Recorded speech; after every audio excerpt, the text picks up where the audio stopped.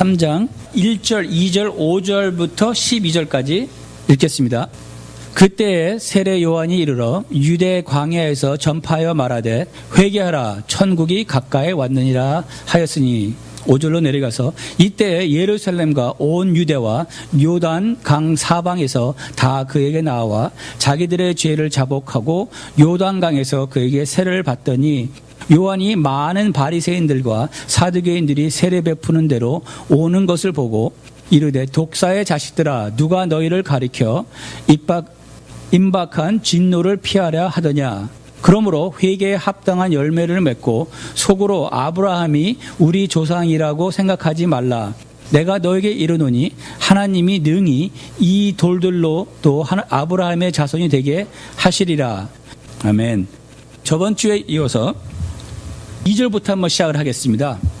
저번 주에 회개에 대해서 말씀을 많이 했는데 오늘도 아무래도 좀 말씀이 중심이 회개하라는 주제로 오늘 말씀을 증거할 것 같습니다. 2절에 보니까 회개하라 천국이 가까이 왔느니라. 천국에 대해서 제가 말씀을 드렸죠. Kingdom of Heaven. 그래서 Kingdom of Heaven이라고 말을 했을 때 Where is the Kingdom of Heaven? 왕국이 어디 있느냐? 천국이 어디 있느냐? 하늘나라가 어디 있느냐 물어봤을 때 제가 그랬죠. 세 번째 하늘, 우리가 죽어서 갈 곳을 보통 사람들 생각을 하는데 여기에서 나오고 있는 말씀은 조금 다르다 그랬죠. Kingdom of Heaven 그랬을 때는 Kingdom of God 했을 때는 아주 쉽게 풀어서 왕이 다스리는 그 곳이 바로 천국이라는 것입니다. 하늘나라라는 것은 이 땅이든 셋째 하늘이든 간에 왕이 다스리는 그 곳이 바로 Kingdom of Heaven이라고 말씀을 드렸습니다. 이 왕국의 주인은 바로 예수님이다. 그거 역시 예수님을 위해서 하나님 아버지가 지으셨고 그것을 채우기 위해서 우주를 만들고 지구를 만들고 우리 모든 인간을 만들고 이 일들을 지금 진행하고 있다고 말씀을 드렸습니다. 제가 저번 주에 이렇게 설명을 드렸죠. Kingdom of God 했을 때는 already but not yet. 한국말로 우리가 번역을 하면은 이미 왔으나 그러나 아직은 아니다. already but not yet. 그 말은 무슨 말이냐면 우리 마음속에 천국이 임했다는 것이죠. 다른 말로 말해서 우리 마음속에 예수님께서 성령님으로 오셨기 때문에 천국의 왕이 오신 그 곳이 뭐라 그랬죠? 천국이라고 그랬죠. 그러니까 예수님이 천국의 주인이신데 그분이 내 마음속에 오셨기 때문에 나에게 천국이 임했다는 것이죠. 하나님의 나라가 내 안에 임했다는 것이에요. 그런 의미로 already 이미 아니면 벌써 우리 안에 왔지만 but not yet 아직도 오지 않았다는 것은 우리 믿는 사람들 안에만 왔지 이 세상에 예수님께서 그 왕국을 온전하게 임한 것은 아니라 그랬죠. 그것은 나중에 예수님께서 재림하시고 그 당시에 온전히 완전하게 우리에게 임한다는 말씀입니다. 그런데 이 천국에 들어가는 그 아주 유일한 조건이 무엇입니까? 모든 사람들이 기다리던 하늘나라 얘기가 나오는데 이곳을 들어가는 첫째 조건이 회개라는 것이죠. 회개 없이는 이 천국에 들어갈 수가 없다는 것입니다.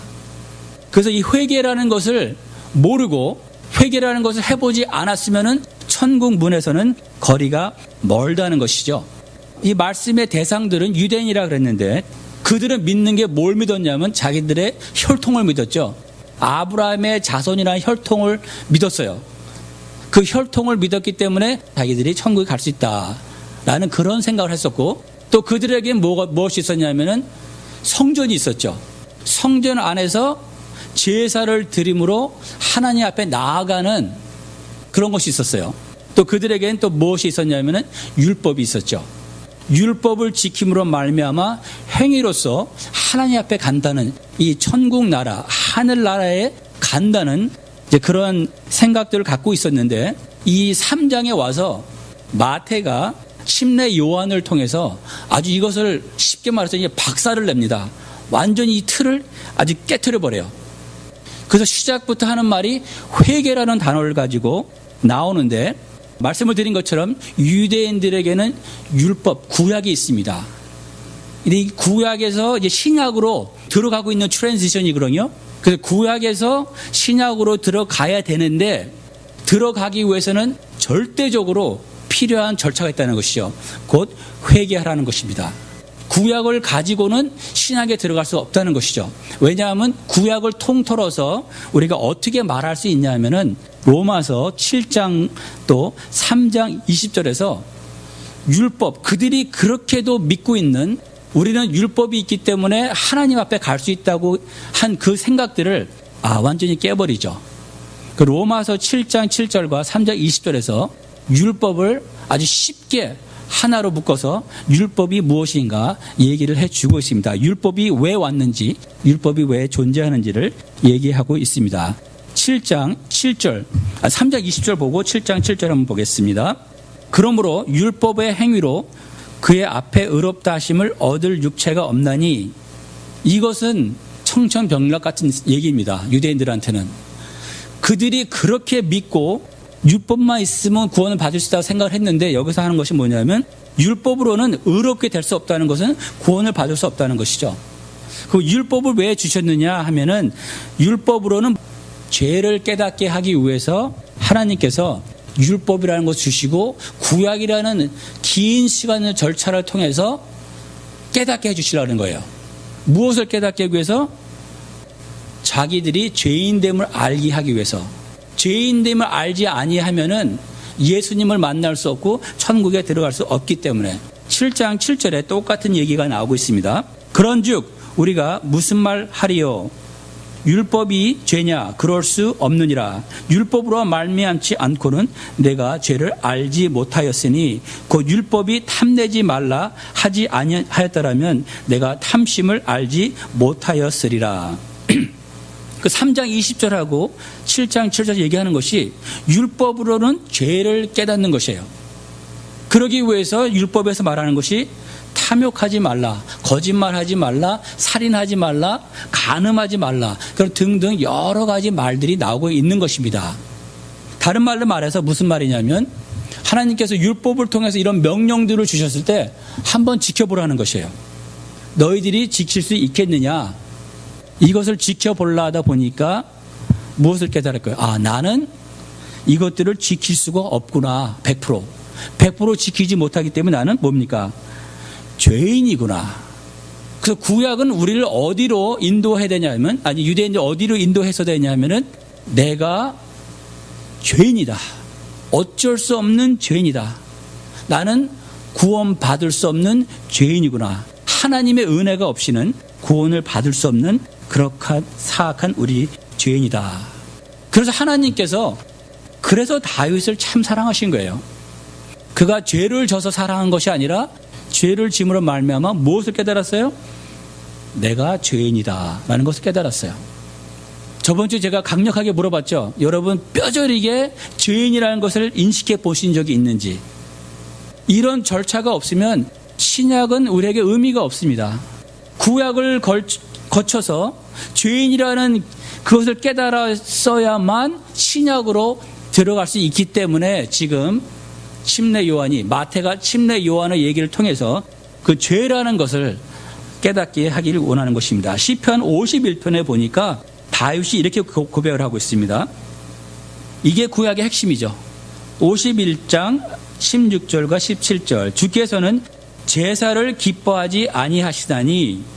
여기 보세요. 제사, 성전 안에서 이루어지는 제사가 그들의 신앙의 하이라이트예요. 그들의 신앙의 포커스는 뭡니까? 예루살렘에 가서 제사를 드리는 거예요. 번제를 드리는 것이 그들의 신앙의 하이라이트고 포커스고 고울인데, 여기서 다윗이 깨달은 것이 있죠. 제사를 기뻐하는 것이 아니라, 다시 한번 읽어드릴게요. 주께서는 제사를 기뻐하지 아니하시다니 그렇지 아니하면 내가 드렸을 것이라. 주는 번제를 기뻐하지 아니하시나이다.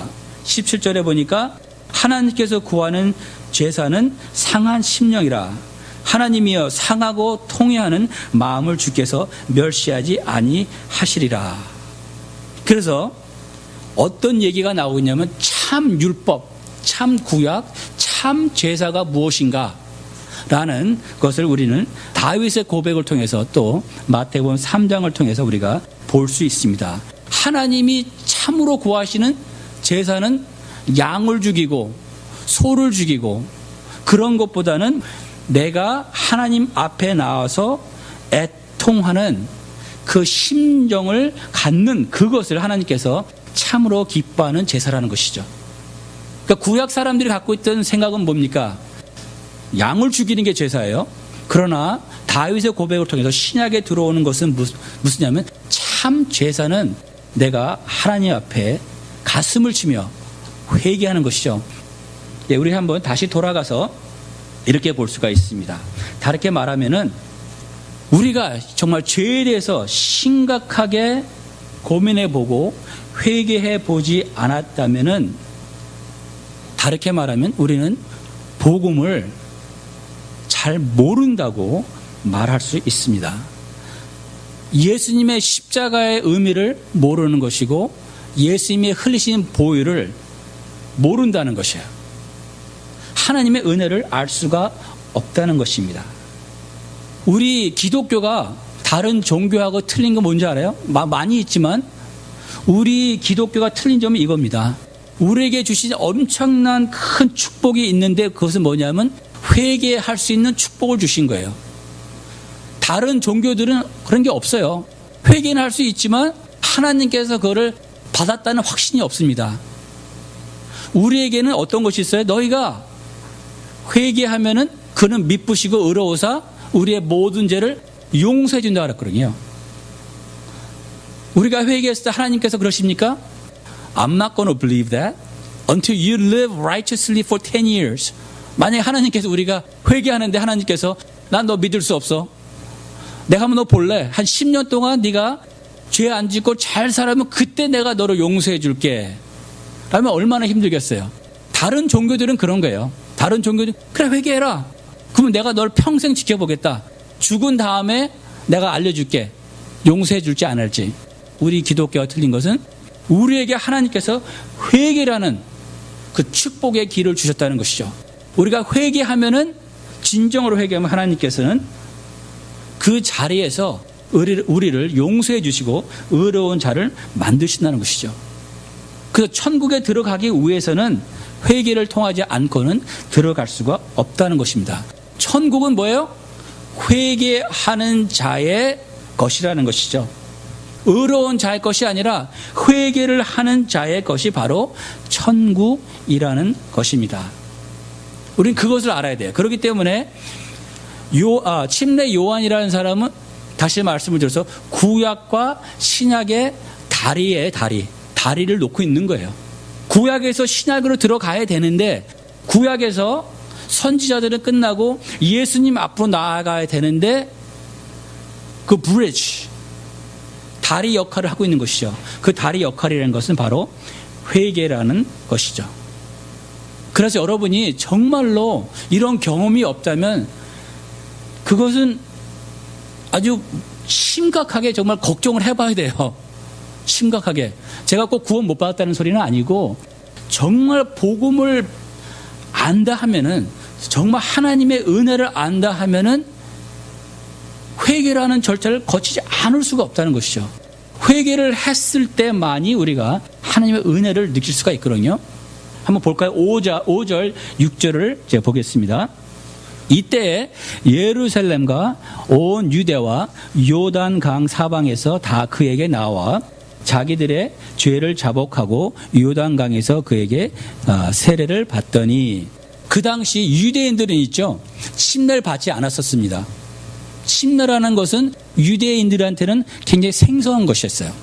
그 누가 침례를 받았냐? 그 당시에 학자들에서는 논란이 있어요. 지금 그 당시에부터 침례가 있었느냐 아니면 그 후에 생겼느냐 논란이 있지만 많은 신학자들이 그때부터 최소 예수님이 오기 전부터 침례 예식이 있었다고 생각을 해요. 그런데 누가 침례를 받았냐 하면은 유대교를 믿는 유대인들이 아니라 이방인들이죠. 이방인들이 유대교를 접하면서 이게 정말 진리다. 구약에서 말하는 야훼가 참 하나님이다 라고 믿는 사람들이 자기의 종교를 바꿀 때 이방인들이 유대교 종교로 들어올 때 이런 의식을 거쳤어요. 이런 의식을 통해서 몸을 씻음으로 말미암아 자기의 죄를 씻고 어떤 새로운 출발을 말하는 것이죠. 그래서 유대인들한테는 침례를 주지 않았고 이방인들한테 줬는데, 그때 준 침례, 요한의 침례하고 지금 주는 침례는 조금 틀립니다. 침례 요한이 준 침례는 새로운 방향으로 바꾸는 새로운 시작, 나를 깨끗하게 정결케 하는 그런 상징이지만, 우리 기독교에서 지금 주는 침례는 예수와 내가 함께 죽고 예수와 같이 함께 부활을 하며 동시에 성령을 받는 그런 것을 상징하고 있습니다. 침례 요한은 성령님과는 거리가 멀죠. 침례 요한이 뭐라 그랬어요? 나는 물로 침례를 주지만 내 뒤에 오실 예수님은 성령으로 침례를 줄 것이다 라고 말을 하고 있습니다. 그래서 유대인들한테 침례를 준다는 것은, 유대인들이 침례를 받는다는 것은 무엇을 상징하고 있냐면, 제가 볼 때는 아무래도 이런 것이 있지 않나. 구약에서 쪄들어 있는 구약의 그 율법의 성전의 그런 의식에 아주 몸이 쪄들어 있는 유대인들한테 이 침례라는 것을 통해서, 우리가 믿고 있는 구약, 우리가 믿고 있는 혈통, 우리가 믿고 있는 제사, 이것을 통해서는 뭡니까? 하늘나라, 이 신약으로 들어갈 수가 없다. 나는 새로운 핵심, 새로운 change of direction, 새로운 방향으로 가야 된다는 아주 혁명적인 것 같았어요. 말씀드렸지만 이방인들만 받는 거였거든요. 유대인들이 이걸 받는다는 것은 구약을 떠나서 새로운 메시아를 만나는, 준비하는 그런 과정이라고. 그러니까 침례 요한이 말하고 있는 것은 아주 핵심적인 거라고 우리가 볼 수가 있습니다. 우리 한번 7절을 볼까요? 7절을 보니까 이렇게 나와 있습니다. 요한이 많은 바리새인들과 사두개인들이 세례 베푸는 것을 내려오는 것을 보고 이르되, 독사의 자식들아, 누가 너희를 가리켜 임박한 진노를 피하려 하더냐. 지금 사두개인들이 또 바리새인들이 제가 볼 땐 세례를 받으러 오는 것이 아니라 어떤 선지자가 나와서 많은 사람들이 거기로 나가고 있으니까 와서 좀 조사를 하려고 온 것 같아요. 근데 침례 요한에, 이 세례 요한에 아주 그냥 거친 말이 나오죠. 이 사람들을 향해서 뭐라고 불러요? 독사의 자식. 독사의 자식, 이것은 완전히 저주하는 말이죠.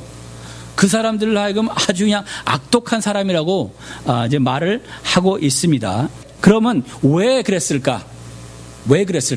바리새인들을 향하고 사두개인들을 향해서 왜 이렇게 아주 그냥 매정한, 아주 이렇게 몹쓸 말을 했을까? 생각해 보면은 보세요. 먼저 좀 더 자세히 보기 전에, 사두개인은 무엇을 상징하냐면은 성전과 성전 안에 드리는 제사를 상징해요.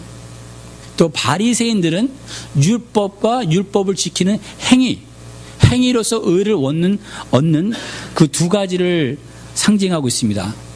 그래서 구약에서 신약에 들어가야 되는데, 구약에서 말하고 있는 것들 깨트리지 아니하고는 신약에 들어갈 수가 없거든요. 말씀을 드린 것처럼 유대 사람들은 혈통과 제사와 율법의 행위를 믿었단 말이죠. 그것이 구원의 지름길이라고 생각을 했었어요.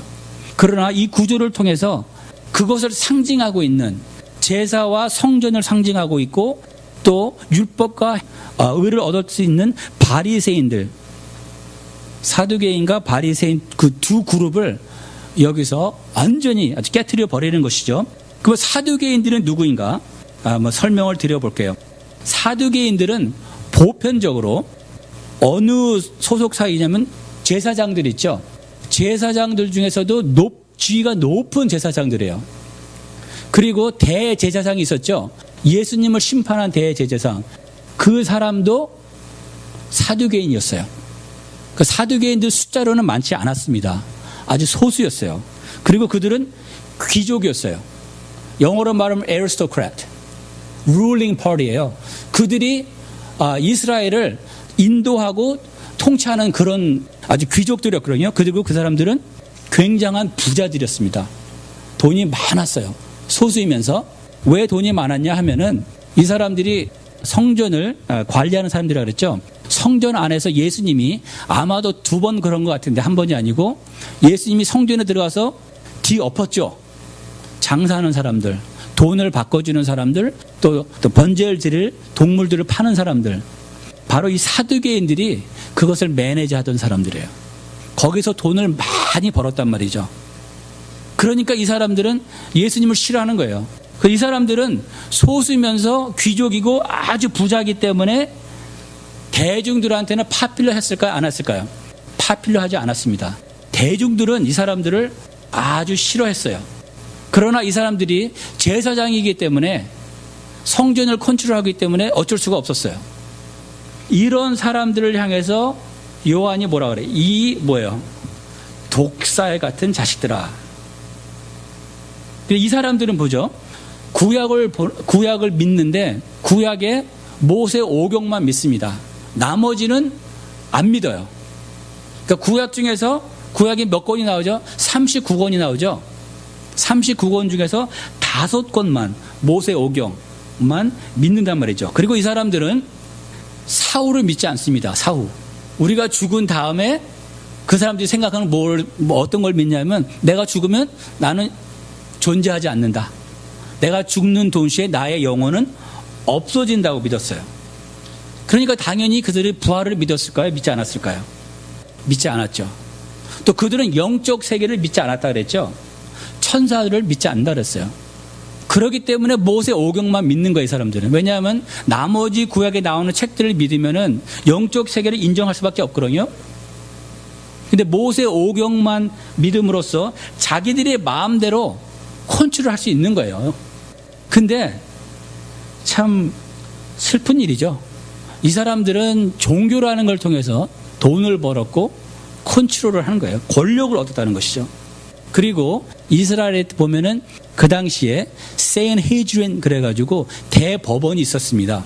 모든 것이 세인헤드린 대법원 거기서 결정이 나는 거거든요. 물론 로마 가버너가 있어가지고 로마 가버너가 파이널 어토리티는 있지만 그러나 이스라엘 사람들의 모든 생활은 이 세인헤드린 대법원에서 결정을 했어요. 그러니까 굉장한 권력이 있죠. 이 대법원이 70명으로 되어 있고 70명 플러스 하나 더 대제사장 71명이 이 이스라엘을 정말 컨트롤하는 거예요. 모든 삶을. 근데 대부분의 이 대법원 사람들이 사두개인들이었어요. 소수는 바리새인이었고 그러나 대부분의 대다수는 이 사두개인이었어요.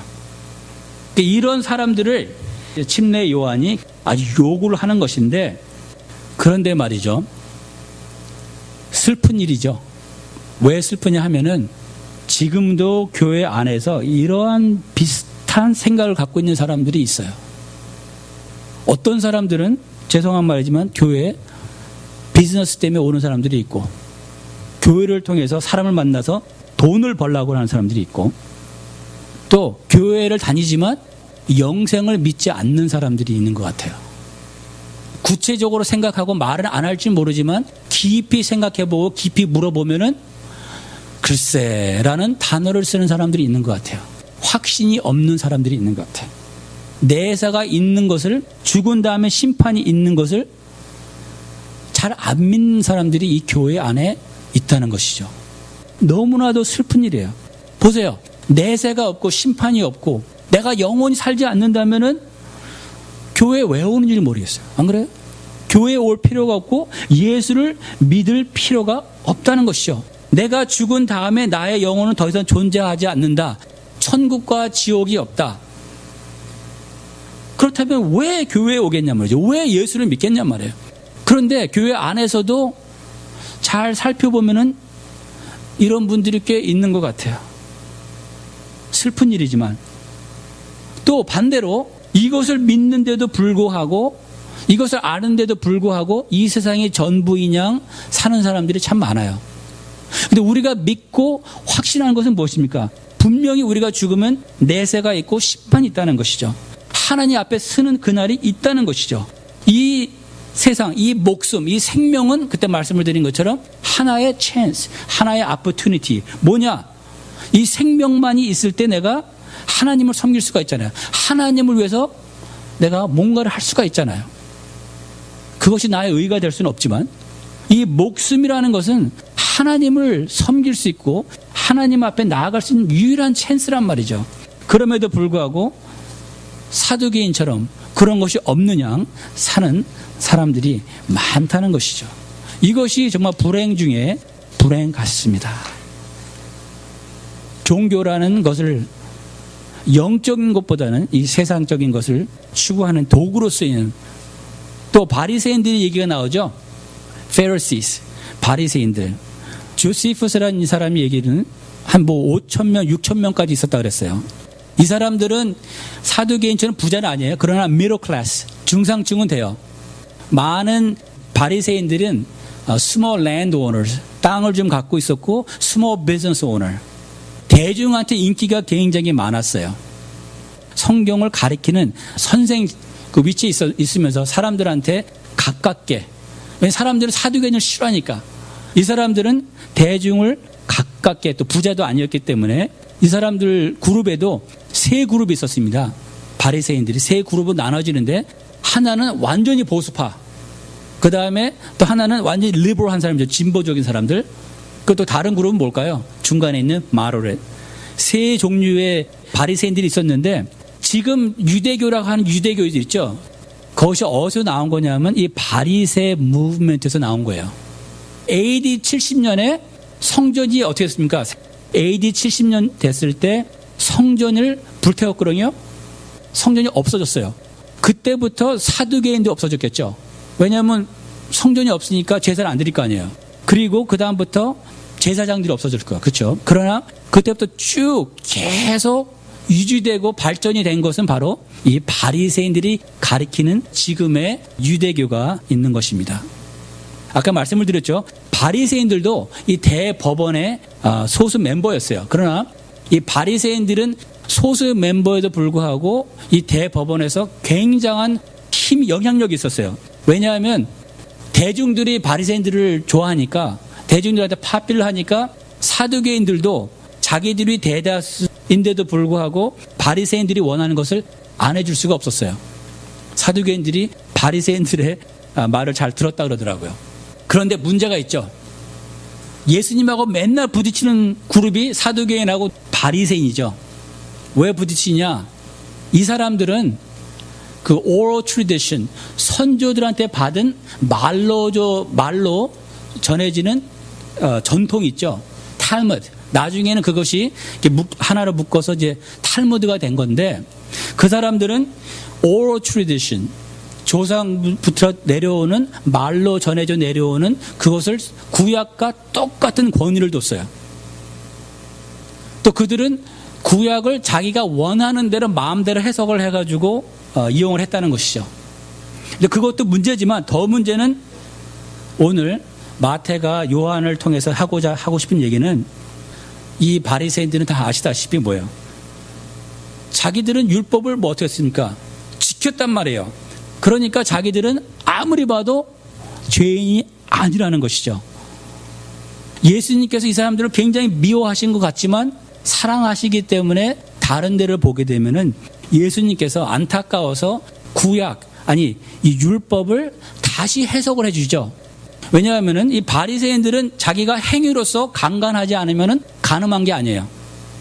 그 예수님께서 그것이 아니라 이 율법을 내가 다시 한번 자세히 재해석을 해줄게.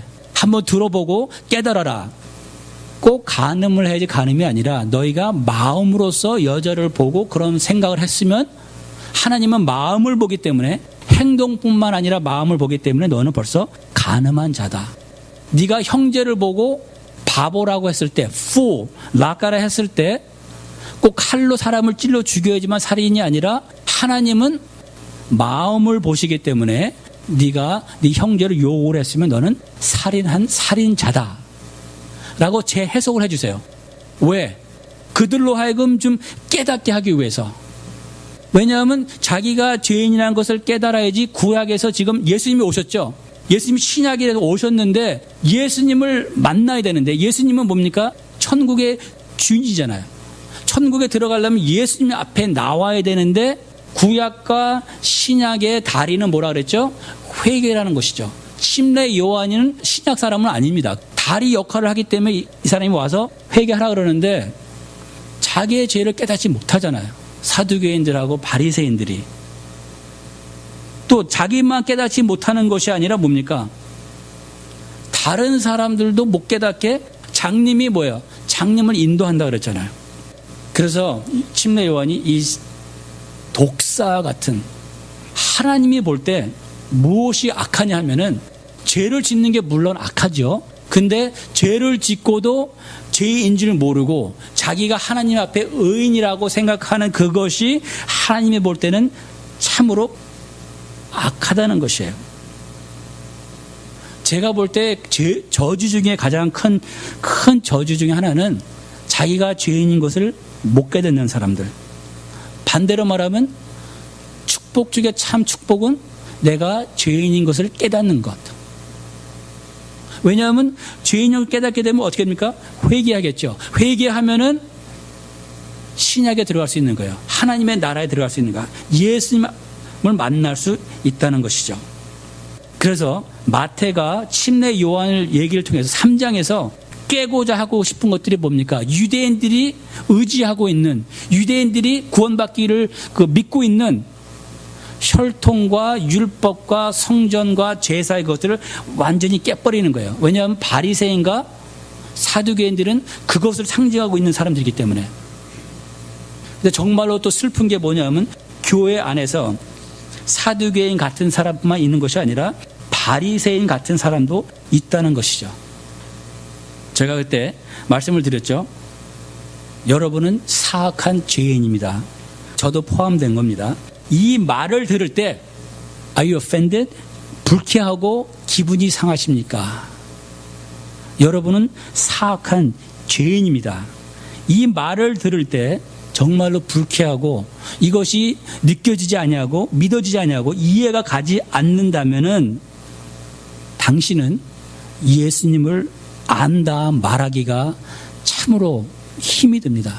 십자가의 보혈, 예수님이 죽으시고 부활한 하나님의 은혜, 하나님의 구원의 그 의미를 안다고 말하기가 참 쉽지는 않다는 것입니다. 예수님도 자기가 죄인이라는 것을 모르는 사람은 어쩔 수가 없다는 것이에요. 죄를 짓고도 죄인이라고 생각을 안 하니까. 그래서 저는 교회 안에서 가끔 이런 사람들을 잘 모르겠지만 얼뜻 보면은 너무나 교양이 있고요. 교양도 있고 도덕적이고 점잖고 덕망이 높은 것 같아. 근데 뭐를 볼 수 없냐면 교양은 볼 수 있고 도덕성은 볼 수 있는 것 같은데 자기가 죄인이라는 하나님 앞에 애통하는 아주 절박한 그거를 보기 힘든 사람들이 가끔 보이는 것 같아요. 그런 것을 봤을 때 정말 안타까워요. 교회에 왜 나오냔 말이죠. 나오지 말라는 소리는 아니라 이것이 이해가 안 되면 계속 나오세요. 언젠간 이해가 되겠죠. 그러나 교회에 나오고 예수님을 믿는 이유는 여러분과 내가 죄인이기 때문에 교회에 오는 것이고 죄인이기 때문에 예수를 믿는 거란 말이죠. 아까 말씀을 드린 것처럼 저주 중에 가장 큰 저주 중에 하나는 죄인됨을 느끼지 못하는 것. 죄인됨을 못 느끼십니까? 성경에서는 그게 저주라 그럽니다. 이것이 기분 나쁘십니까? 죄송합니다만 이것이 성경에서 말하고 있는 것이라는 것이죠. 우리가 예수를 믿는 이유는 내가 죄인이고 나는 어떻게 해도 나의 죄의 문제를 해결할 수 없기 때문에 예수를 믿는 것이죠. 구약에서 신약에 가는 다리는 회개라는 다리를 거치지 않고는 갈 수가 없다는 것입니다. 차라리 교양이 없었으면 좋겠어요. 어떤 사람들은 차라리 타락한 도덕성을 가지고 그래서 제가 제일 미니스트리를 좋아한 것 같아요. 감옥서 미니스트리 가면은 설명할 필요가 없어요. 다 알아. 너 죄인이지? Of course. I know I'm sinner. 다 안단 말이에요. 근데 이 교회 안에서 오히려 너무 힘든 것 같아요. 오히려 유교 사상을 갖고 있는 점잖은 그런 분들, 겉으로는 점잖을지 모르지만 제발 말씀을 통해서 여러분이 죄인됨을 깨달아야지 구원에 확실하게 임할 수 있다는 것입니다. 우리 8절과 9절 보고 말씀을 마쳐야 되겠네요. 시간이.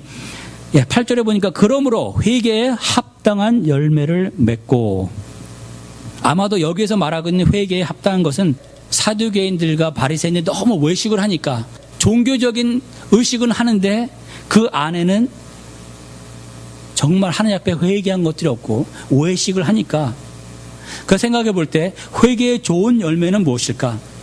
제가 볼 때는 하나님 앞에 아주 가난한 심령이 되겠죠. 하나님 앞에 겸손한 자가 되겠죠. 하나님 앞에 나와서 나는 예수님밖에 없습니다. 내 힘으로는 도저히 어떻게 안 됩니다. 하나님, 나를 불쌍히 여겨주시옵소서. 나를 받아주시옵소서. 나에게 은혜를 베풀어 주시옵소서. 나에게 긍휼을 베풀어 주시옵소서.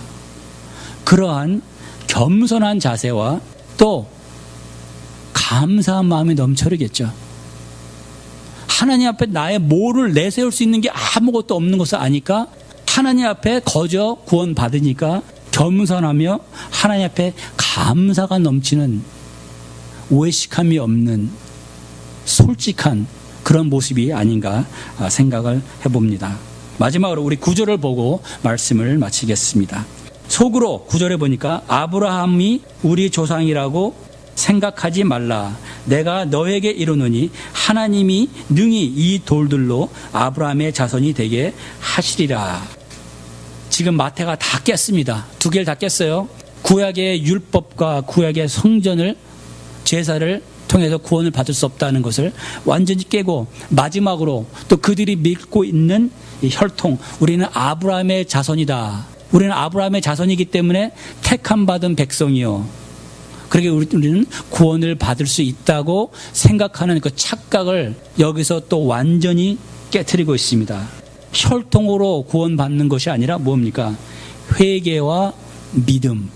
회개함으로 예수 앞에 나와서 그의 은혜로만 구원을 받을 수 있다는 것을 지금 여기서 마태가 얘기를 하고 있는 것입니다. 맞습니다. 우리는 오직 회개를 통한 하나님의 은혜 없이는 구원을 받을 수 없다는 것입니다. 그렇기 때문에 우리는 감사한 것입니다. 그렇기 때문에 기독교는 너무너무나, 이렇게 말하면 이상하지만 너무너무나 훌륭한 것이에요. 다른 종교하고 비교할 수가 없고 너무너무나 하나님 앞에 감사한 것이죠. 왜냐하면 기독교만 유일하게 회개와 용서를 동시에 주신다는 것이죠. 회개하는 자들마다 용서를 그 자리에서 10년 후에 받는 것이 아니라 회개하는 자들마다 그 자리에서 용서를 받고 구원을 받는다는 것이죠. 성전을 거칠 필요가 없고 구약의 율법을 거칠 필요가 없고 어떤 혈통을 거칠 필요가 없이 오직 회개를 통한 은혜로서 우리가 신약에 들어가며 예수를 만나며 예수가 주인이신 예수의 왕국, 그 천국에 우리가 들어갈 수 있다는 것입니다. 아멘.